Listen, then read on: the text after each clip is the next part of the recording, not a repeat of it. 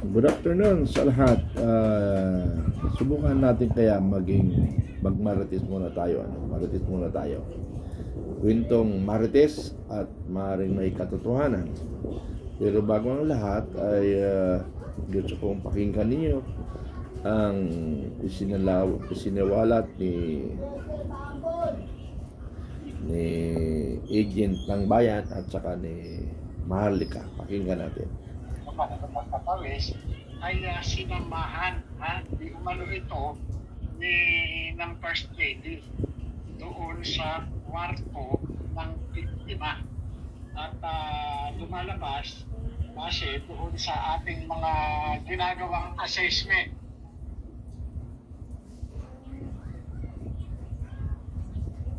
Lumalabas sa ginawa nating assessment base sa ating karanasan bilang ahente ng PIDEA na itong mga kahintulan na kaso, lalo na ng mga taong nasa impluwensya ng ipinagbabawal na pulburon, ay gumagamit ito ng panundot. Ano yung panundot? Usually, kapag ka ang isang addictus benedictus ay gumamit ng kahit ano pa pulburon yan, anong uri ng pulburon, dumadating sila sa punto na ito ay sinusundot. Pwedeng sundutin ito ng alak, pwedeng sundutin ito ng marijuana, pwedeng sundutin ito ng isang uri ng mga ng downers, ng pills o tabletas, upang ang kanyang ang epekto ng tinira niyang pulburon, isang uri ng pagbalik dun sa yung tama.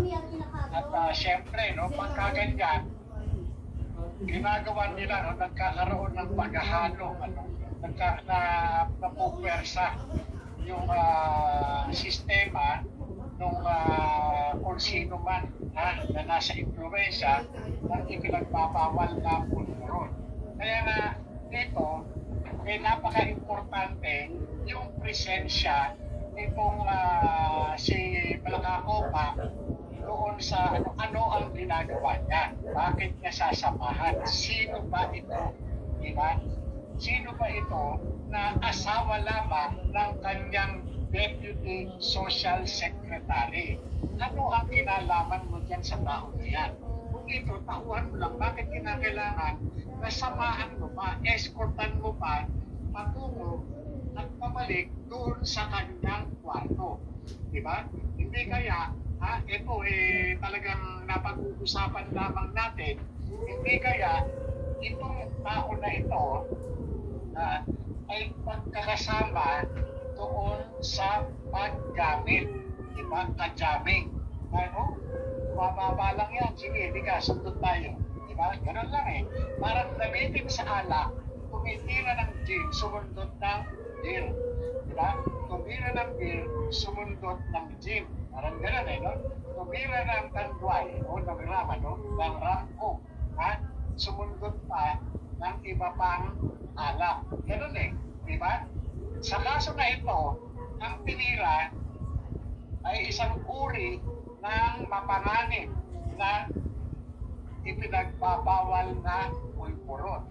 At noong nakita na ito ay nagkakaroon ng kakaibang manifestation dahil na itong si Balakaopa ay sanay na.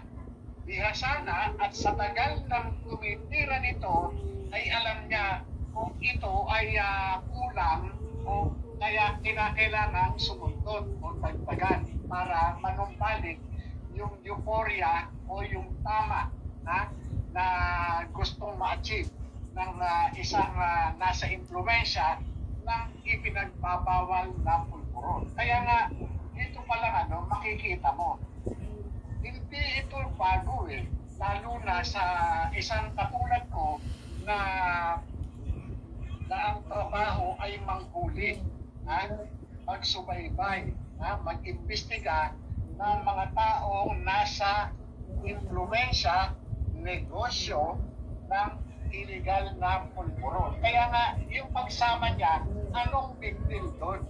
Diba? Anong meron? Diba? Kumbaga sa ano, sasamahan ko pauhan lang. Okay, dudugtungan natin, no? Yung sinasabi ni agent ng bayan, si Morales, ano? So, sinamahan sa isang kwarto. So, kung sinamahan sa isang kwarto, dalawa lang sila, ano ang isipin ninyo? Siyempre, droga ang pinag-uusapan. Siyempre, pag droga ang inuusapan, minsan na tripping yan tripping sex, ano. Pero, sinasabi ko lang dito, dalawa, kayo na mag-isip kung anong ibig sabihin nun, ano, sa isang kwarto. Pumunta kayo sa isang kwarto para magdasal, ano, magdasal, ano. So, alam nyo mga kaibigan, may nalalaman akong kwento patungkol rin sa mga asawa ng presidente na kung saan ay mahilig rin siya, ano, yung babae mahilig rin, yung lalaki mahilig rin. Ngayon yung kwento na yan, ito parang hinahalimbawa ko lang doon sa alam ko na presidente. Mismo kasi dalawa ng mata ko nakita dalawang mata ko nakita ko sila magkako yung kwarto nila ano tawag nito, magkaharap na. Ako chief security ako kasi noon, senador pa siya, no?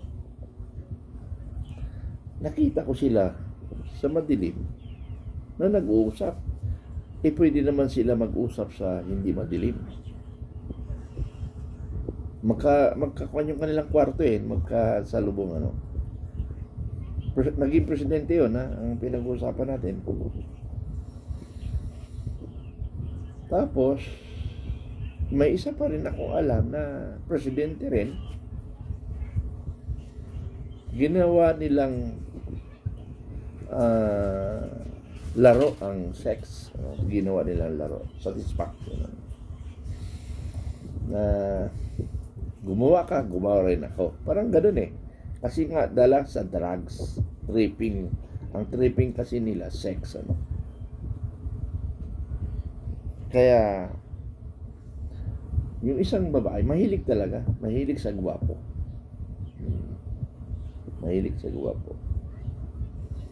Kaya ang Pilipinas natin, ang bansang Pilipinas, ay nagkawindang-windang sa mga nangyayari. Dahil sa weak leader, pag ang weak leader, lahat ay nangyayari. Hindi niya kayang kontrolin. Pero it's a normal na yan sa ating panahon, generation, no? Kahit nga dito sa ating Facebook, ano, sa account natin, ang daming lumilitaw, no? Kaya tuloy, mga bata, naging normal na rin sa kanila. Mga bata pa sila, nakikita nila yung mga na sinasabi nating malaswa na panoorin. Pero wala na Kaya ang panalang natin, tayo na lang mga nakakaintindi ang dapat umintindi. Kasi kung mag-isip ka rin ng masama, para bang ikaw pa yung masama. Parang tulad ko. Kung alin yung kumukontra sa kalaban o sa mga naggagawa ng katiwalian, yun pa ang maraming kaibigan. Ano? Pero yung mga kontra sa mga tiwali, kulang ang kaibigan. So meaning, kung gusto mo marami maging kaibigan, ay gumawa ka ng kalokohan para magkaroon ka ng maraming kaibigan. So kayo, tanungin ko kayo, mga kababayan ko Pilipino, saan kayo manindigan? Doon sa maraming kaibigan o kulang sa kaibigan? Pag marami kang kaibigan, marami kang ginagawang tiwali. Kung lumalaban ka sa tiwali, kulang ang kalaban mo. Saan ang gusto mo doon? Yung kulang ang kaibigan mo o maraming kaibigan? So kayo na ang sasagot. Pero hindi ko sinasabing sitwasyon na pang perfect yun ha. Ibig sabihin, napag-usapan lang natin. Saan kayo? Sa maraming kaibigan o kulang lang kaibigan? Pakisagot mga kaibigan.